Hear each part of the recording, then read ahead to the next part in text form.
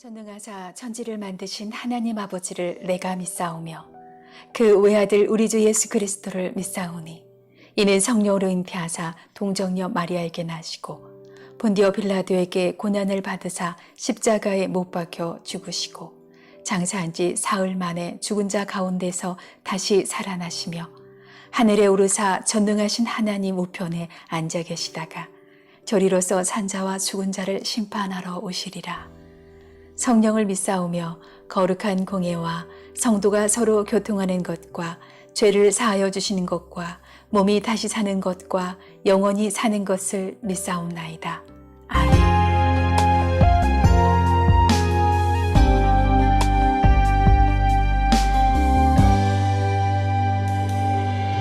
날이 저물어갈 때 빈들에서 걸을 때 그때가 하나님의 때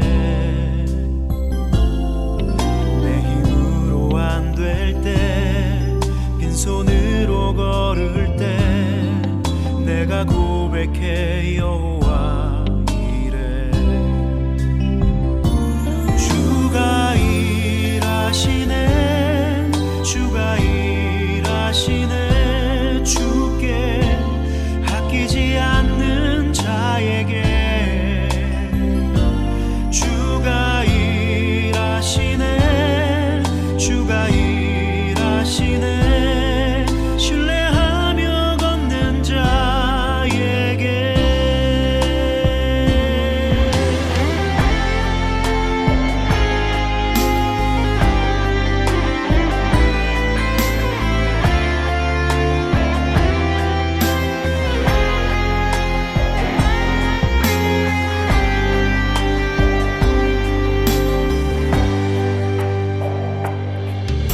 우리 모인 이곳에 주님 함께 계시네 누리네 아버지 은혜 적은 떡과 물고기 내 모든 걸 드릴 때 모두 고백해 여호와 이래 주가 일하시네 주가 일하시네 주께 아끼지 않는 자에게 주가 일하시네 주가 일하시네 신뢰하며 걷는 자에게 주가 일하시네 주가 일하시네 주께 아끼지 않는 자에게 주가 일하시네 주가 일하시네 신뢰하며 걷는 자에게 주가 일하시네 주가 일하시네 주께 아끼지 않는 자에게 주가 일하시네 주가 일하시네 신뢰하며 걷는 자에게 신뢰하며 걷는 자에게 신뢰하며 걷는 자에게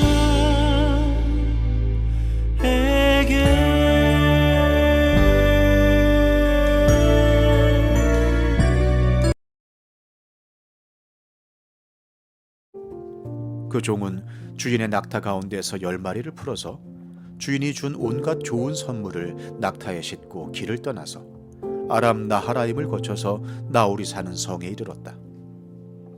그는 낙타를 성 바깥에 있는 우물 곁에서 쉬게 하였다. 해가 뉘엿뉘엿 지고 있었다. 여인들이 물을 기르러 나오는 때였다. 그는 기도하였다. 주님, 나의 주인 아브라함을 보살펴 주신 하나님, 오늘 일이 잘 되게 하여 주십시오. 나의 주인 아브라함에게 은총을 베풀어 주십시오. 제가 여기 우물 곁에 서 있다가 마을 사람의 딸들이 물을 기르러 나오면 제가 그 가운데서 한 소녀에게 물동이를 기울여서 물을 한 모금 마실 수 있게 하여 달라 하겠습니다. 그때 그 소녀가 드십시오, 낙타들에게도 제가 물을 주겠습니다 하고 말하면 그가 바로 주님께서 주님의 종 이삭의 아내로 정하신 여인인 줄로 알겠습니다. 이것으로써 주님께서 저의 주인에게 은총을 베푸신 줄을 알겠습니다. 기도를 미처 마치기도 전에 리브가가 물동이를 어깨에 메고 나왔다. 그의 아버지는 부두엘이고 할머니는 밀가이다. 밀가는 아브라함의 동생 나홀의 아내로서 아브라함에게는 제수벌이 되는 사람이다. 그 소녀는 매우 아리답고 지금까지 어떤 남자도 가까이 하지 아니한 처녀였다. 그 소녀가 우물로 내려가서 물동이에 물을 채워가지고 올라올 때에 그 종이 달려나가서 그 소녀를 마주보고 말하였다. 이 물동이에 든 물을 좀 마시게 해주시오. 그렇게 하니 리브가가 할아버지 드십시오 하면서 급히 물동이를 내려 손에 받쳐 들고서 그 노인에게 마시게 하였다. 소녀는 이렇게 물을 마시게 하고 나서 제가 물을 더 길어다가 낙타들에게도 실컷 마시게 하겠습니다 하고 말하면서 물동이에 남은 물을 곧 구유에 붓고 다시 우물로 달려가서 더 많은 물을 길어왔다. 그 처녀는 노인이 끌고 온 모든 낙타들에게 먹일 수 있을 만큼 물을 넉넉히 길어다 주었다. 그렇게 하는 동안에 노인은 이번 여행길에서 주님께서 모든 일을 과연 잘 되게 하여 주시는 것인지를 알려고 그 소녀를 말없이 지켜보고 있었다. 낙타들이 물 마시기를 그치니 노인은 반세겔 나가는 금 코걸이 하나와 10세겔 나가는 금팔찌 2개를 소녀에게 주면서 물었다. 아가씨는 뉘댁 따님이시오. 아버지 집에 우리가 하룻밤 묵어 갈 수 있는 방이 있겠소? 소녀가 노인에게 대답하였다. 저희 아버지는 함자가 부두엘이고 할머니는 함자가 밀가이고 할아버지는 함자가 나홀입니다. 소녀는 말을 계속하였다. 우리 집에는 겨와 여물도 넉넉하고 하룻밤 묵고 가실 수 있는 방도 있습니다. 일이 이쯤 되니 아브라함의 종은 머리를 숙여서 주님께 경배하고 나의 주인 아브라함을 보살펴 주신 하나님, 주님을 찬양합니다. 나의 주인에게 주님의 인자와 성실을 끊지 않으셨으며 주님께서 저의 길을 잘 인도하여 주셔서 나의 주인의 동생 집에 무사히 이르게 하셨습니다 하고 찬양하였다. 시작과 기원의 책 창세기 24장 본문에서 하나님은 섭리적으로 역사하십니다.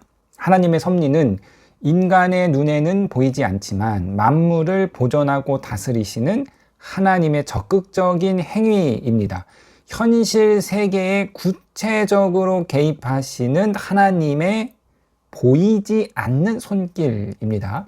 하나님이 만물을 창조하시고 거기서 끝이 아니라 창조하신 만물을 지금도 쉼 없이 경영하고 계십니다. 눈에는 보이지 않지만 하나님은 지금도 배후에서 만물과 역사를 당신의 손으로 치밀하게 경영하고 계십니다. 이처럼 섭리는 하나님의 보이지 않는 돌봄, 보이지 않는 손길입니다. 보이지 않는 이 하나님의 손길을 세상은 우연이라고 말하지만 성도는 섭리라고 고백합니다. 하나님의 섭리적 역사를 보여주는 대표적인 성경이 에스더인데요. 구약 성경 에스더를 정경에 넣어야 되느냐 말아야 하느냐는 논쟁이 있었습니다. 왜냐하면 이 에스더에는 하나님이라는 단어가 한 번도 등장하지 않고 하나님이 단 한 번도 나오지 않기 때문입니다. 그러나 에스더에는 하나님의 섭리적 역사심으로 가득한데요. 우연히 일어나는 것처럼 보이는 사건들의 집합 속에서 하나님이 당신의 백성을 구원하시기 위해 얼마나 섬세하게 섭리하고 계신지를 잘 보여주고 있습니다. 유대인을 몰살하려는 하만의 악한 계략을 알고 에스더가 3일을 금식하고 죽으면 죽으리라 결단을 하고 아하수로 왕 앞으로 나아갑니다.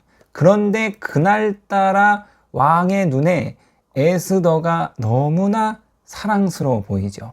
왕이 에스더에게 금규를 내밀면서 내 청이 무엇이냐? 내가 나라의 절반을 구한다 할지라도 주겠다. 에스더가 왕에게 내일 잔치를 준비했으니 하만과 함께 참석해 달라고 청하고 왕이 흔쾌히 허락을 합니다. 자, 그날 밤에 왕이 잠자리에 누웠는데 그날따라 좀처럼 잠이 오지 않습니다. 곁에 있는 신하를 불러 왕궁의 역사를 기록한 역대기를 읽도록 시키는데요. 자, 신하가 우연히 펴서 읽은 역대기가 에스더의 삼촌 모르드게의 충성스러운 행적이 기록된 부분이었습니다.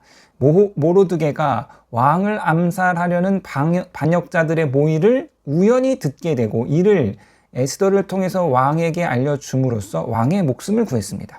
이 이야기를 듣고 왕이 신하에게 묻는 거예요. 이 일로 모르드게에게 무슨 상을 주었느냐? 아무런 상도 베풀지 않았다고 대답을 듣게 됩니다. 결국 이러한 과정을 통해서 유대 민족을 학살하려는 하만의 음모가 왕에게 다 드러나게 됩니다. 일련의 모든 사건들은 우연히 일어난 것처럼 보이지만 그러나 우연이 아니라 하나님께서 당신의 백성을 지키시기 위한 세밀한 섭리적 사건이었습니다. 이처럼 에스더는 하나님이 직접 등장하진 않지만 하나님이 직접 보이지는 않지만 하나님의 섭리로 가득한 성경입니다. 자, 오늘 본문도 마찬가지인데요. 하나님이 직접 등장하지 않고 직접 말씀하시지도 않습니다. 그렇다고 해서 하나님이 아무 일도 안 하고 가만히 계신 것은 물론 아니지요. 하나님이 섭리적으로 배후에서 보이지 않게 역사하시고 인도해 가십니다. 아브라함에게 신뢰를 받는 본문의 무명의 종은 영민함과 신앙의 모범으로 묘사되고 있습니다. 특별히 이 현명한 종은 하나님의 섭리적 인도하심을 의지하는데요. 자, 이 종과 리브가의 만남에서 이 만남은 종의 기도로 시작해서 종의 기도로 마무리되는데요. 자, 12절에서 아브라함의 종이 기도를 하고 또 26절에서 다시 한번 아브라함의 종의 기도, 종의 기도로 둘러싸여 있는 본문입니다.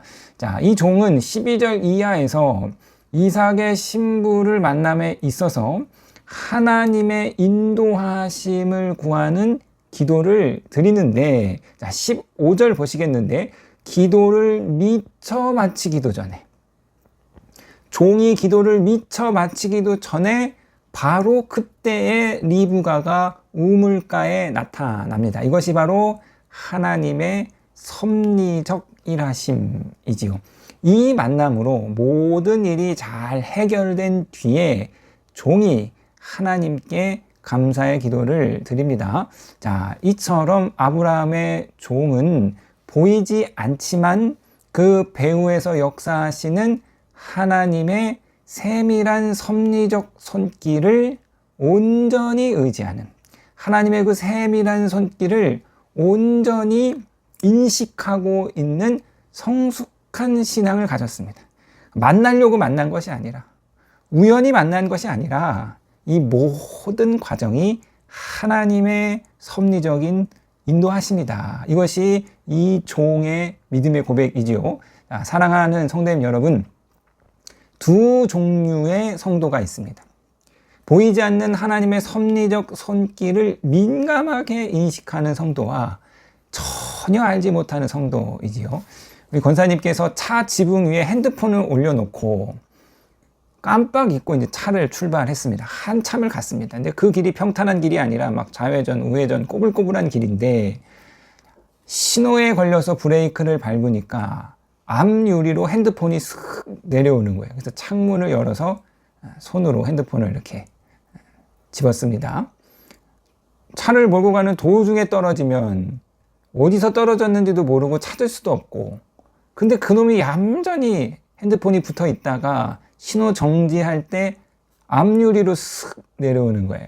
핸드폰 안에 뭐 핸드폰만 있는 게 아니라 신분증도 있고 카드도 있고 뭐 다 있는데 그거 잃어버리면 골치 아픈데, 자, 우리 권사님께서 하나님이 핸드폰을 꽉 붙잡아 주셨다.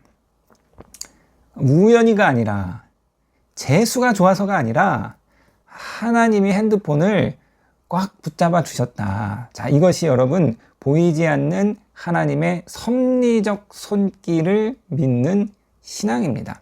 반면에요, 정말 누가 봐도 하나님이 역사하셨습니다. 그분이 오갈 데가 없는 상황이 되었습니다. 삶을 거진 다 포기해서 될 대로 되라. 신용불량자도 되고, 이제 월세로 살던 집도 보증금을 다 까먹어서 쫓겨날 판이 되었어요. 이분이 입버릇처럼 하시는 말이, 내가 막장까지 왔으니까 하나님이 죽이면 죽고 살면 산다. 하나님이 날 어떻게 하나 보자. 이제 이런 될 대로 된 시까지 온 거죠. 그런데 정말 뜻하지 않게 그분이 이제 장애 등급을 갖고 계셨는데, 주변에 있는 사람이 어떻게 동사무소를 이렇게 해가지고 살 수 있는 이제 방 한 칸을 이제 연결이 된 거예요. 좋은 원룸입니다. 근데 거기에 들어가려고 해도 보증금 몇백만 원이 있어야 되는데, 그걸 이제 뭐 내일 최소한 몇백만 원 낼 돈도 없는 거죠. 그런데 정말 뜻하지도 않게 예전하고 아주 먼 예전에 돈 빌려간 사람이 있었는데, 그 돈을 뭐 받을 생각도 못하고 포기하고 있었는데, 그 수년 전에 돈 빌려간 사람이 뜬금없이 나타나서 돈을 주고 가는 거예요. 그래서 그 돈으로 보증금 내고 이사를 갔습니다. 일이 이제 이렇게 해결되는 것을 보고, 야, 이제 저분이 하나님 살아 계시구나. 하나님이 막장까지 온 나를 버리시지 않았구나. 날 살리셨구나. 그러면서 예수를 잘 믿을 줄 알았어요. 그런데 전혀 아닙니다. 그 모든 과정 가운데서 하나님이 하셨다는 말은 한 번을 하지 않아요. 하나님의 손길은 한 번도 인정하지 않습니다. 그리고 여전히 하나님을 향한 원망과 불평을 쏟아내는 거죠. 자, 이처럼 보이지 않는 하나님의 섭리적 손길을 전혀 인식하지 못하는 사람들이 있습니다. 시인의 재능은 자두를 보고도 감동할 줄 아는 능력이다. 성도의 영성은 일상의 작은 사건들 속에서도 하나님의 섭리적 손길을 볼 수 있는 능력입니다. 자, 사랑하는 성도님 여러분, 오늘 8월 초하루인데요. 이 한 달도 우리를 온전히 이끄시고 인도하시고 세밀하게 우리와 함께 하시는 그 하나님의 섭리적 손길을 온전히 붙잡으시고 온전히 의지하여서 이 한 달도 하나님과 친밀하게 함께 걸어가시는 저와 여러분이 되시기를 주님의 이름으로 부탁드리겠습니다.